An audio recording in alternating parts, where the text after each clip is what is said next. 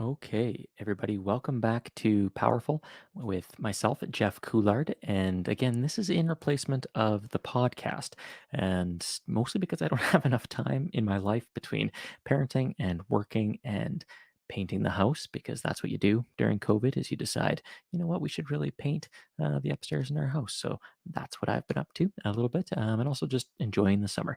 And between all of those endeavors, sitting down to record and edit and publish a podcast is just a little bit too much. And so I thought that I would give this a try, a live stream to Facebook and to YouTube, and really just to talk about, again, to keep the conversation about power going because it's a really important conversation. And we're seeing examples of power used poorly.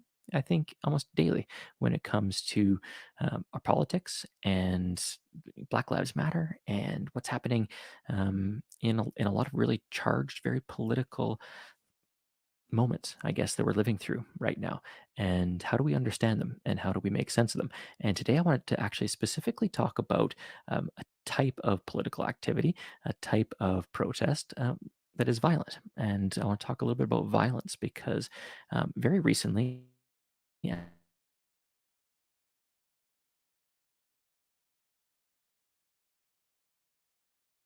and if you're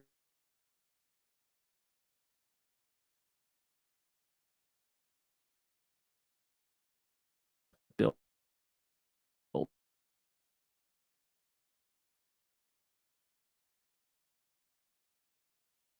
and so was responsible for designing really and implementing the residential school system here in Canada that saw Indigenous people in this country really torn from their families, put into church-run schools, subjected to all kinds of abuse, and a lot of them people died in those schools. And the artifact of that, or the remnants that we're still living with, is very recent history. The last residential school in this country closed something like 25 years ago, I believe 1996. And so I was in high school, junior high, and I didn't know anything about residential schools until I got into us through college. I think I was working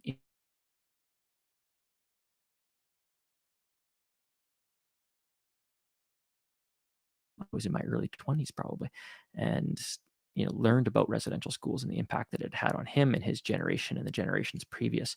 And really, we can point to that for a lot of issues. The reserve system combined with residential schools really has amounted to genocide in this country, and has been called out by the United Nations. Yeah, there's lots of history there that us Canadians don't really like to acknowledge, and we've been trying to take steps to acknowledge it. There's been reconciliation. There's been, a lot of words have been said,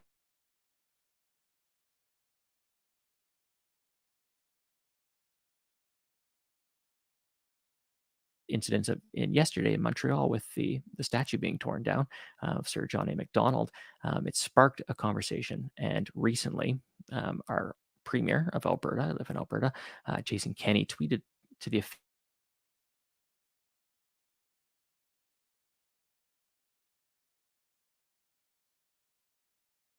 about the COVID schools reopening during COVID in the next day or two, and so that's, I guess, shows us where maybe his priorities are. But that's probably a different conversation around politics. But he went on to say that it was done by a mob and thugs, and that it was very violent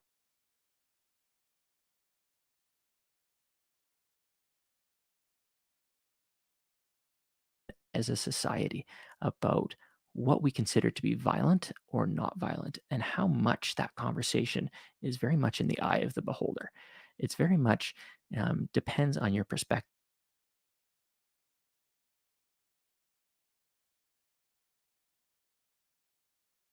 Violence, I think, is a really important one for us to come to grips with and to have a good answer to, or at least some understanding, because it's not black and white. And I think we try and make it black and white. And like most complex conversations, it's much better when we can dig into the nuances and we can see, what violence might look like in different ways. And so the first thing, whenever I'm tackled or tackling a conversation like this,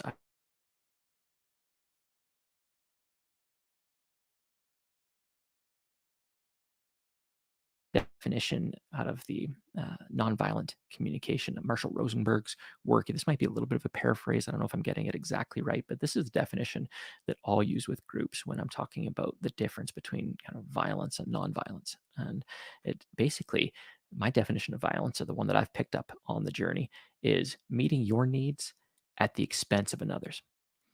Right? That's a pretty basic definition, right? When we use that definition, we can start to see violence in lots of places that we might not ordinarily look at violence. But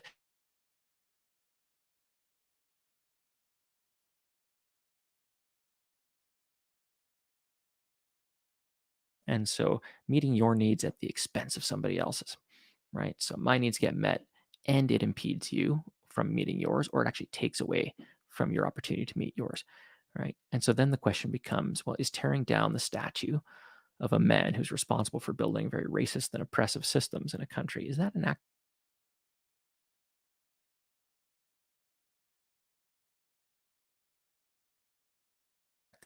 I would say that's actually not a violent act. Yes, when we stack it up, or maybe it's not as violent as when the cumulative impact of the residential schools, right? And so I think we have to look at it from a moral perspective and a values perspective and say, okay, on the weight of the violence, right? Which one, what should we be more shocked and concerned about, and should we be spending our time and energy trying to fix? Should we be concerned about the copper statue of someone who's been dead for 150 years or so, who, you know, total aside, I'll get back to Sir John A in a second, but um, you know, is that an act of violence, right? If you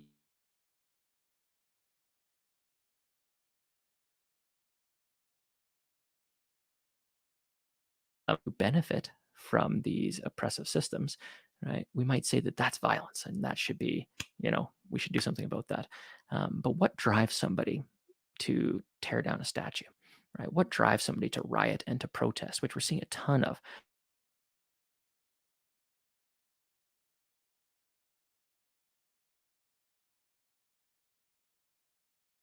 I thought I'd actually read you a quick quote.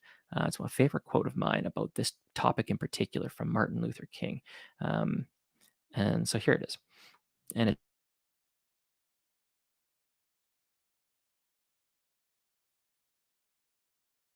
would be morally irresponsible for me to do that without at the same time condemning the contingent, intolerable conditions that exist in our society.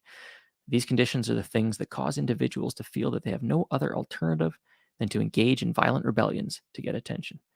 And I must say tonight that a riot is the language of the unheard.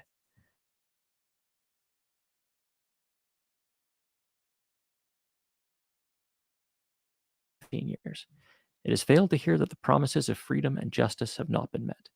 And it has failed to hear that large segments of white society are more concerned about tranquility and the status quo than about justice and humanity. And I think that we could probably,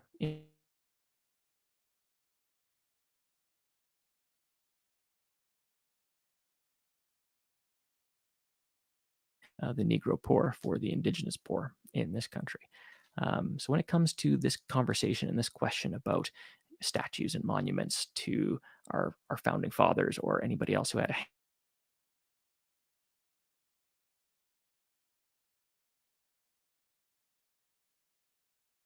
right? The achievements of people who built systems that we're trying to actively tear down, right? That are actually bad for society right now, despite good intentions. And that brings us back to how this intersects, how violence intersects with the right use of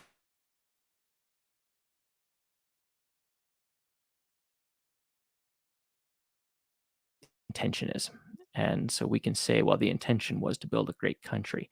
And certainly Canada is a great country. I'm a Canadian. I know lots of Canadians, right? We live in a pretty amazing place. The last 5 years running have been, some of the best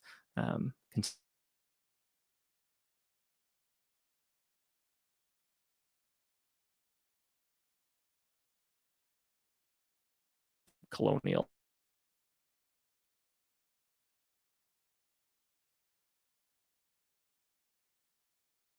country, you probably have a very different perspective, much the same way that you'd have a very different perspective if you were Black in America.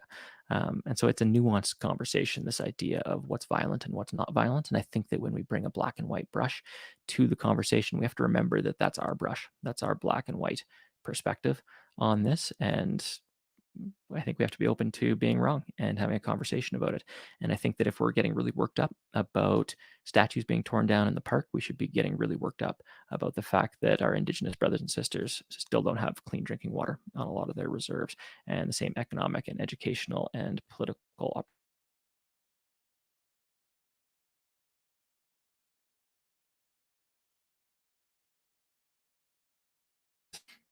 our society is having on everyone.